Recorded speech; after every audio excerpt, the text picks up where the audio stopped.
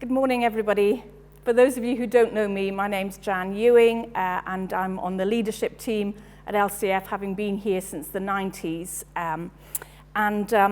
In my day job, I'm a family law researcher, and one of the projects that we've been involved in is a long-term study on married couples.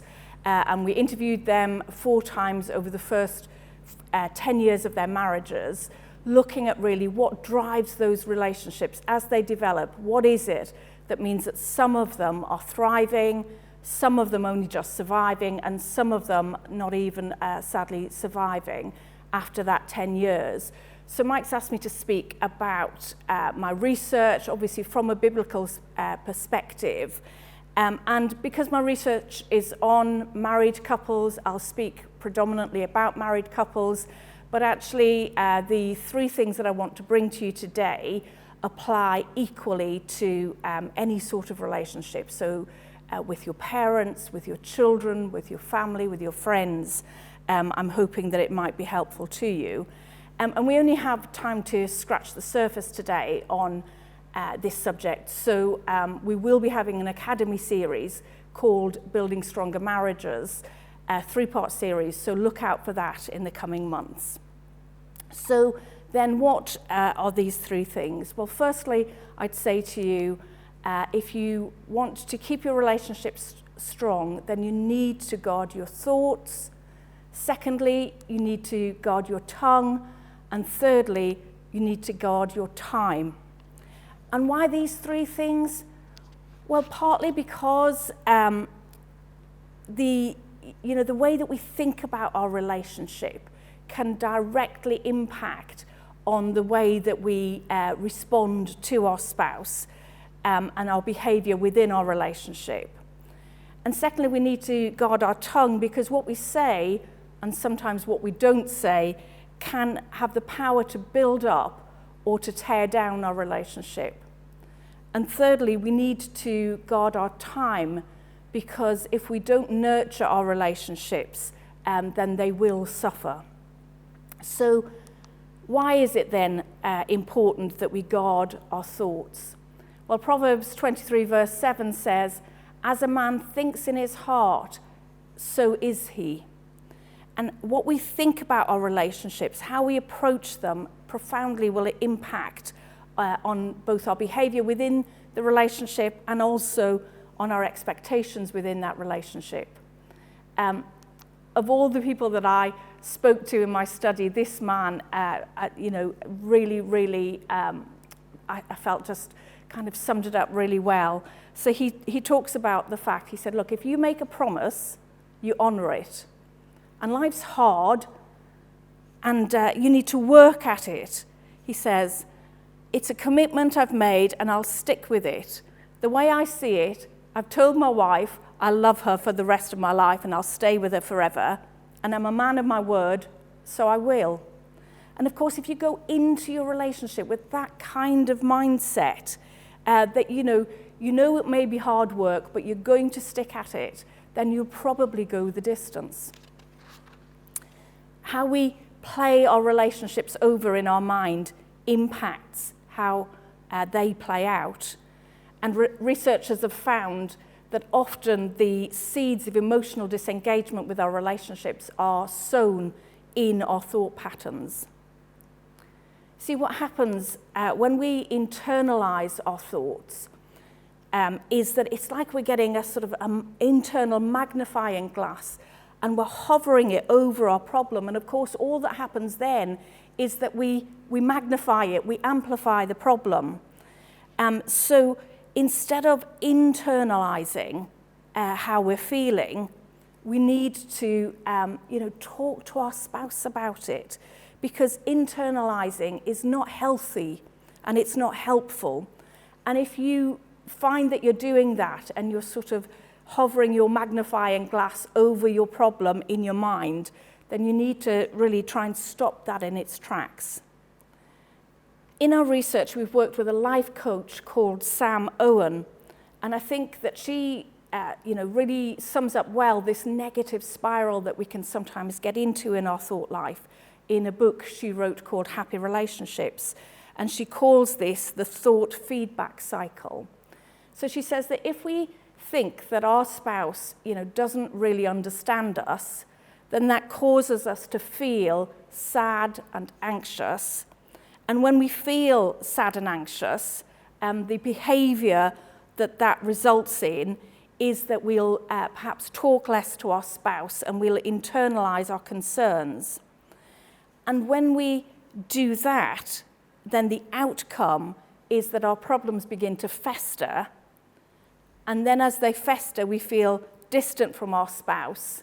And when we feel distant from our spouse, our thoughts become, my spouse doesn't understand me, my spouse doesn't care about our relationship. And so the cycle continues.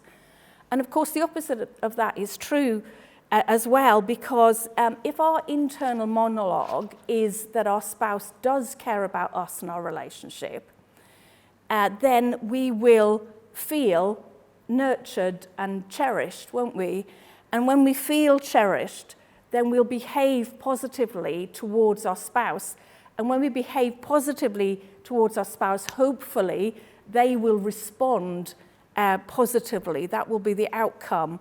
And as they respond positively, then that confirms our thinking that our spouse cares about us and our relationship. And that's why it's just so important to guard your thoughts. Philippians 4 verse 8, I think, paints a really lovely picture of what it's like to, apply this message to the way that we think about our spouse. So it talks about the fact that it says, whatever is true, whatever is honourable, whatever is just, whatever is pure, whatever is lovely, whatever is commendable, if there's anything excellent, if there's anything worthy of praise, think about these things. And for some of us, we need to, guard our thoughts and think about the positive aspects of our relationship. And of course, this isn't just the case with our marriages, our important relationships. It's the same, of course, with our relationship with our family or our friends or our parents or our children. And actually, dare I say it, with ourselves, because sometimes actually the monologue that goes on internally isn't always about our spouse. Sometimes it's about ourselves. And I know that I've said or thought things about myself, that I would never, ever think or say about anyone else. So for some of us, we need to guard the thoughts that we have about ourselves as well as the ones we may have about our spouse. And whatever is worthy of praise, these are the things that we need to start to think about, when we're thinking about our spouse. And of course, it might be that you have things that you need to deal with in your relationship. And I'm not in any way trying to suggest that you ignore them. I'm just saying that, we need to start kind of turning down the volume on that critical voice that we have, and instead think about what's commendable and excellent and worthy of praise about our spouse. So how do we do that then? Well, I'd suggest, firstly, that it's good to try and notice yourself actually doing that and stop yourself in that moment in time. 2 Corinthians 10 verse 5 says, take captive every thought. And that's a really proactive way of thinking about it, isn't it? That actually, I will take captive every thought. It also recognizes that that's not straightforward and it's not easy. But, if we try and catch ourselves in the moment before we start sort of spiraling down that rabbit hole, down that vortex, then we can sort of distract ourselves and not go down that vortex. And as we've just talked about, try and replace that negative chatter that may be going on in your mind with what you admire about your spouse.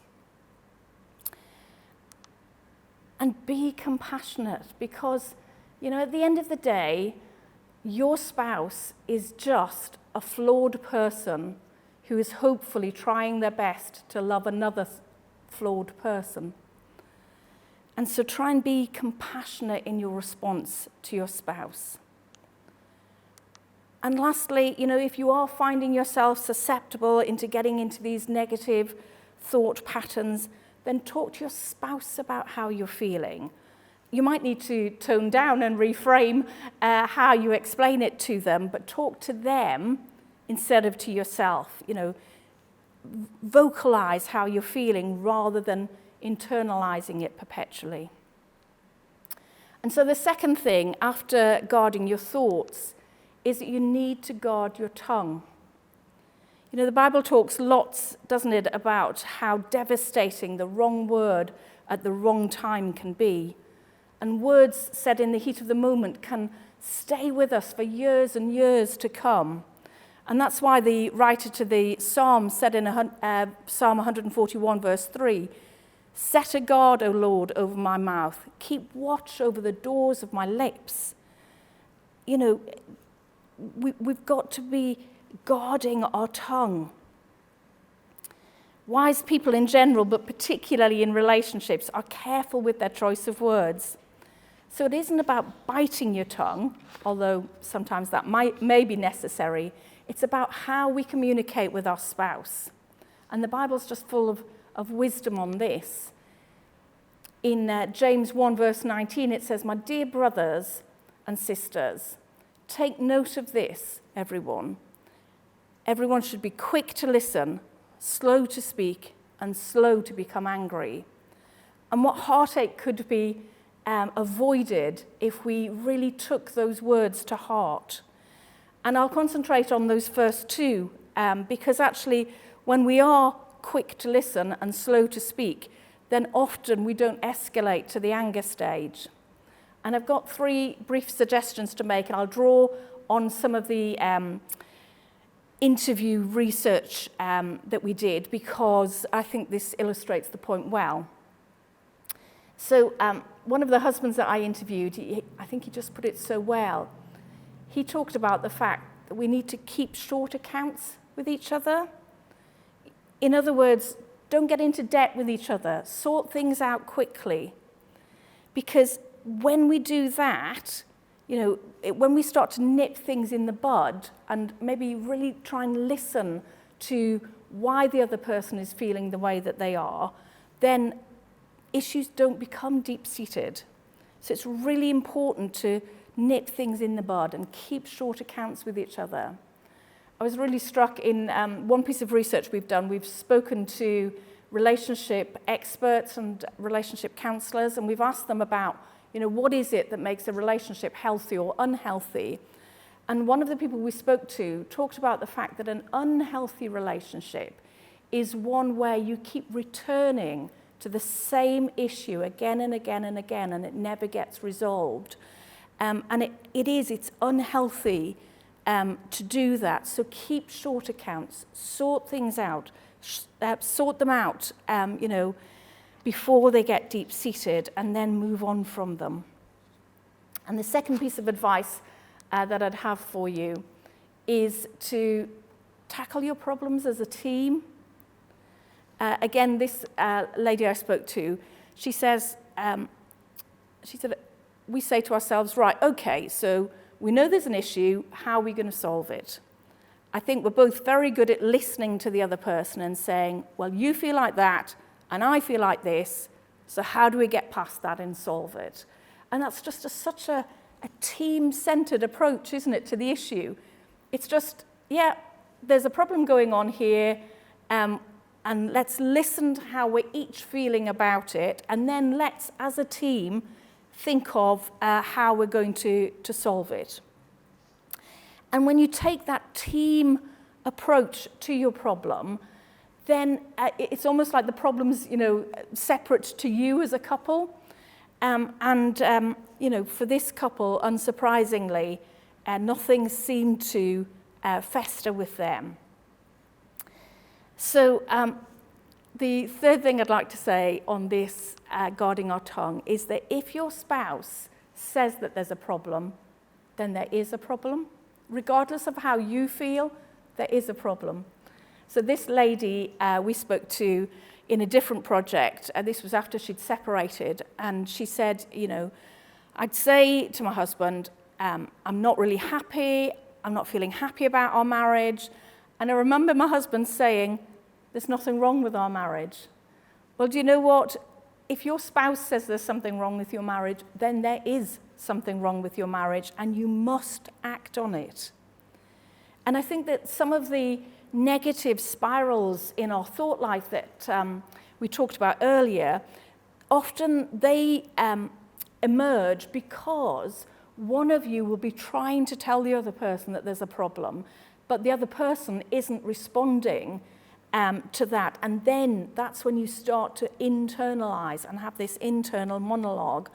And researchers have found that very often relationships that go on to separate, that sort of monologue has gone on for quite some time prior to the separation. So it's just really important. If your spouse says there's a problem, there is a problem, and you need to act on it. Because the trouble is, when we start to internalize, then what happens is one of us begins to emotionally withdraw. Often one stops even asking for change because they're not confident that that change will come about or that the other person will really listen to them. And what they do is they begin to stuff that problem into what I've called the box of stuff we never deal with. And the trouble is, if you rather than dealing with it, if you just stuff it into the box of stuff we never deal with, eventually it becomes too full. And like a jack-in-a-box, you're going to explode. And very often, big, shouty arguments that seem to come out of nowhere happen because somebody is inadvertently, poked the box of stuff we never deal with. So you need to be dealing with stuff. Don't internalize your disappointment. Don't stuff it into the box of stuff we never deal with, because when you do, what happens is you're bound to say the wrong thing at the wrong time in the wrong way. Proverbs 12, verse 18 says, "The words of the reckless pierce like swords, but the tongue of the wise brings healing." And I was really struck as I was preparing this. There was a story on the BBC webpage, and it was about the lead singer of Imagine Dragons, Dan Reynolds, and he and his wife had separated 3 years ago, and he said that they hadn't even spoken to each other in 7 months. All arrangements for their children were made through third parties. And he was on his way to his lawyers to sign his divorce papers when his phone pinged, and it was a message from his wife, and she was telling him just how much she loved him. And he said that, she vocalized it to me in such a generous way that day that I realized that actually, this isn't what I want, and it made him rethink everything. And he said that once he got to the lawyer's office, instead of signing their divorce papers, they went out to lunch, they talked things over, they got back together, and that was 3 years ago, and they're still together. You see, it's never too late to say something. It's never too late to say the things that need to be said. And sometimes saying the right thing at the right time in the right way is as important as not saying the wrong thing at the wrong time in the wrong way. And the last thing I want to say to you is that you need to guard your time. Proverbs 26, verse 20 says, "For lack of wood, the fire goes out." For lack of wood, the fire goes out. If we don't nurture our relationships, then the fire that once was our vibrant relationship will go out over time. And often relationships break down not because of some huge infidelity, but actually because slowly relationships have just dwindled over time because one or both of you have taken your eyes off the relationship. And because you stop nurturing it, then the fire eventually goes out. So how do we guard our time then? Well, firstly, be intentional about it. Because we have so many calls on our time that unless we're intentional, then very often it's our relationship that gets put on the back burner. And being intentional is more than just intending to do something. So a few years ago, Matthew was at just a GP appointment having a general checkup. And the GP said to him, Mr. Ewing, he said, do you intend doing any more exercise? And Matthew said, I always intend doing more exercise. But you see, the thing is, intending to do it, but not doing it is not sufficient. And that's not what we're talking about when we talk about being intentional. To paraphrase a well-known saying, the road to the divorce court is paved with good intentions. So if you intend to take your wife out, but you don't do it, or if you intend to cook your husband a nice meal just to show him that you really appreciate him, but don't do it, then those good intentions are no better than not having the good intention in the first place. So being intentional is about having good intentions, but then putting those good intentions into practice. And to do that requires us to prioritize our relationship. Add time to your diary with your spouse in the same way as you would any other diary commitment, and then keep that commitment. Sometimes we may need to say no to some things in order to say yes to our spouse. And that's not selfish. Actually, it's essential, because making time for your spouse, particularly when time is at a premium, is a really potent symbol of your commitment to your spouse. And lastly, make it fun. Research has shown that relationships built on a firm foundation of fun and friendship are the ones that last.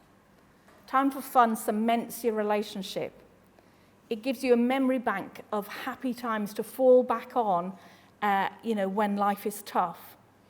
As one of the wives I spoke to said, she said, friendship is the glue that sticks everything together.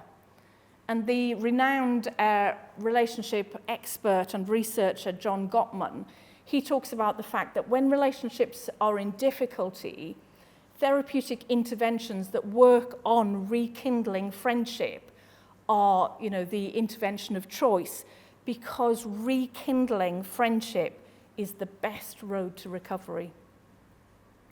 It may not sound romantic, but relationships take work, and wise people learn that very quickly. But if you nurture it, if you work hard, it doesn't become hard work. So make time for your relationship. And I just wanted to finish with some words from 1 Corinthians 13, verse 7, from the Amplified Version. And of course, these words are so often spoken at weddings, aren't they? But actually, it's in the testing of our relationship over time that these words become really, really pertinent, don't they? Because it says, love bears all things, regardless of what comes. It believes all things, looking for the best in each other. It hopes all things, remaining steadfast during difficult times. And it endures all things without weakening. If you want your relationship to stand the test of time and to remain vibrant, then you need to do the three things we've spoken about. You need to guard your thoughts, as it says here, looking for the best in each other, in your thought life and also in your words. So you need to guard your tongue too, and you need to guard your time fiercely. Thank you.